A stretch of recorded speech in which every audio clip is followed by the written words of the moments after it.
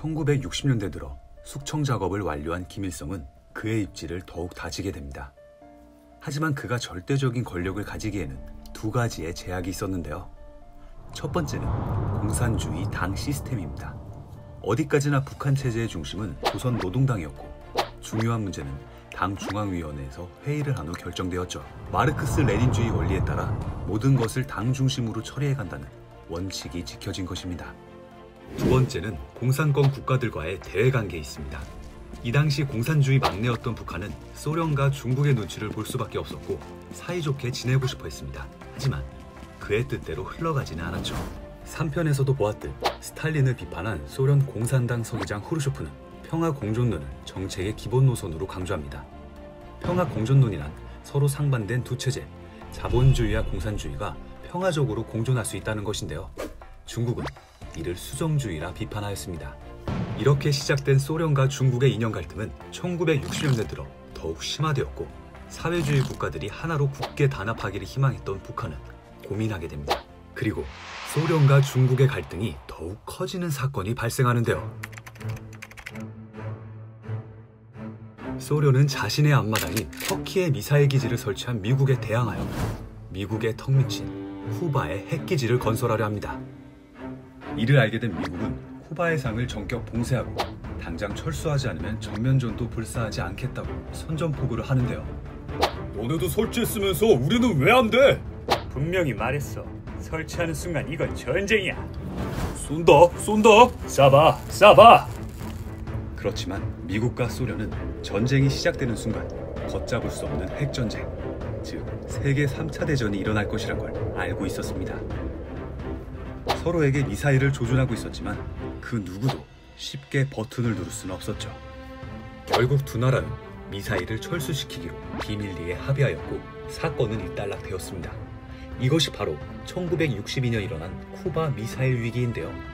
이에 대해 공산진영은 소련이 미제국주의에 굴복했다며 격렬히 비판합니다. 이렇게 소련에 대한 비판적인 분위기는 북한도 마찬가지였습니다. 이 당시 소련에게 군사지원 요청도 거부당한 북한은 소련을 불신하게 되었고, 북한의 노동신문은 소련이 경제援조를 해준다면서 오히려 착취했다고 폭로하기도 하는데요. 또한 비판의 화살은 중국에게도 향해졌습니다. 1966년 8월 12일자 노동신문 논설에서 베트남을 제대로 지원하지 않은 중국을 비판하며 미국에 대한 반제국주의 공동투쟁을 해야 한다고 강조하였는데요. 이렇게 북한은 소련, 중국 두 나라와의 연대가 깨지면서 자주적인 노선을 가야만 했고 경제 역시 고립되어 갔습니다. 반면에 대한민국은 일본과 국교를 수립한 다음 한미일 안보체제를 굳건히 해갔고 미국과 일본의 지원 아래 빠르게 경제 성장을 이루고 있었습니다. 김일성은 이 당시 어떤 생각을 했을까요? 공산주의 당 시스템의 한계, 그리고 공산권 국가들과 나빠진 대외관계 속에서 위기의 상황을 어떻게 돌파할까요? 그는 스스로가 신격화한 수령이 되려갑니다. 이에 새로운 사상체계를 만들었으니 이것이 바로 주체사상. 1965년 김일성은 북한이 걸어갈 길을 사상에서의 주체, 정치에서의 자주, 경제에서의 자립, 그리고 국방에서의 자유로 요약했는데요. 자, 여기서 주체사상에 대해 알아보고 가겠습니다. 김일성 주체사상의 철학이론은 사람의 지위와 역할을 강조하는 사람 중심론입니다. 사람이 모든 것의 주인이며 사람이 모든 것을 결정한다는 전제에서 시작하는데요. 그리고 사람에게는 두 가지 생명이 있다고 주장합니다. 육체적 생명과 정치적 생명.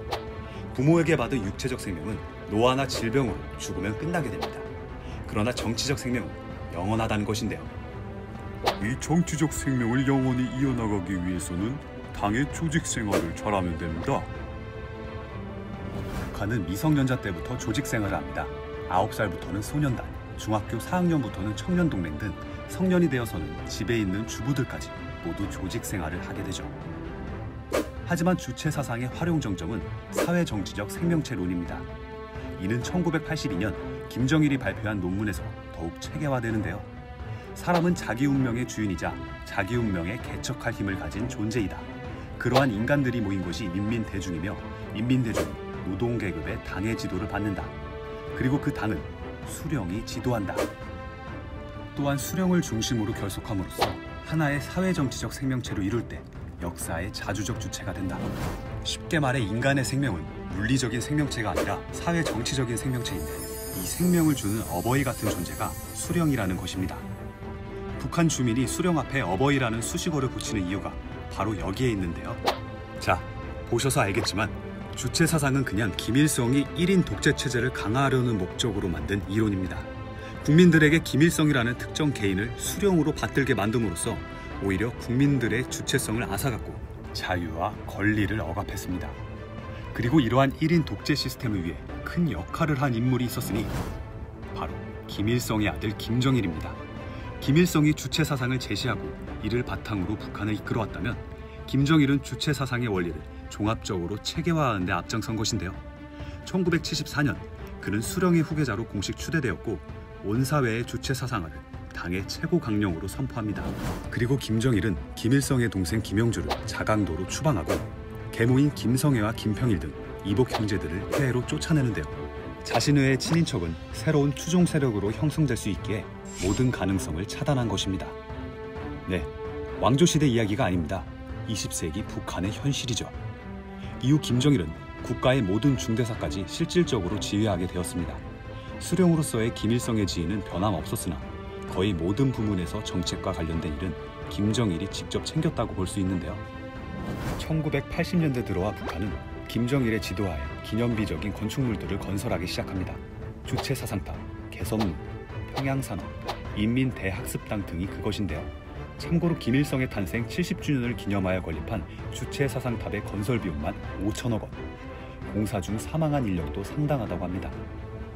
특히 88 서울 올림픽을 의식해 89년 7월에 열린 세계 청년 학생 축전은 그 준비를 위해 막대한 예산이 투입되었고 이것은 북한 경제에도 상당한 부담을 초래합니다. 이런 보여주기식의 체제 선전을 위한 비용을 국민들을 위해 썼다면 어땠을까요? 북한의 모든 예산은 이렇게 체제 선전비와 국방비에 집중되었고 경제 상황은 더욱 악화되었습니다.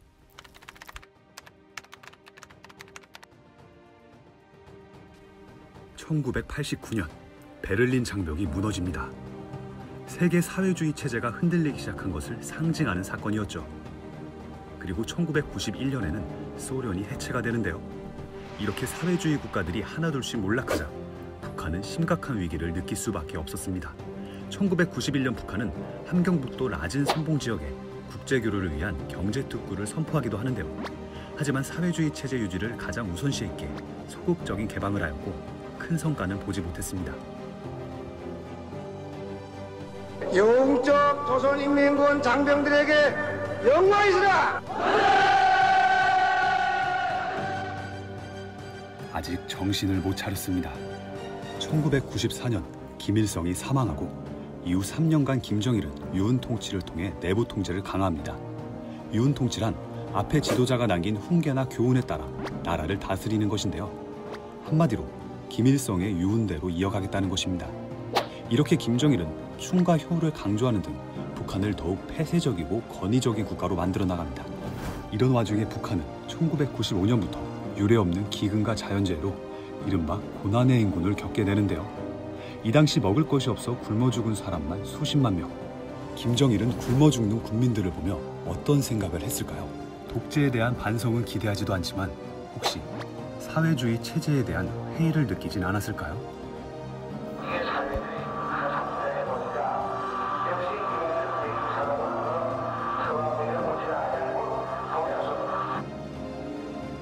이렇게 잘 알고 있던 그는 90년대 후반에 들어 세계로 뻗쳐나갈 준비를 합니다.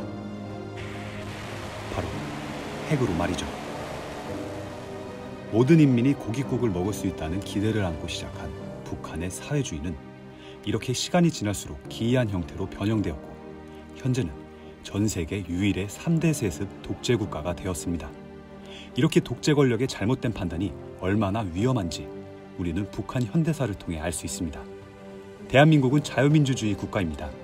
한 나라의 국민으로서 국가의 지도자를 직접 뽑을 수 있다는 사실에 감사함을 느끼며 이번 북한 현대사 4부작을 마치도록 하겠습니다. 지금까지 역사 라디오였습니다.